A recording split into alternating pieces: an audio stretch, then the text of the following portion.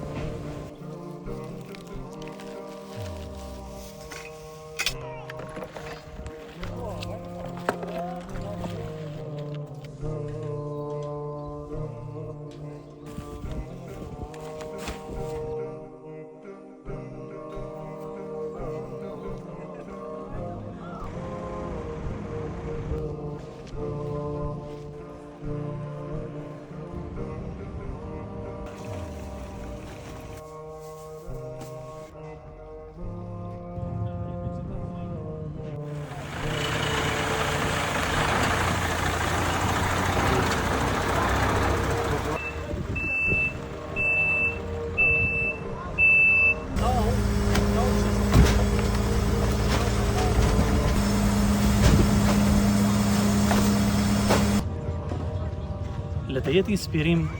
i udhëzimi i pejgamberit sallallahu alaihi wasallam, i cili na ka mësuar se pastërtia është prej imanit dhe se largimi edhe një pengese prej rruge është lëmosh pra sadaka.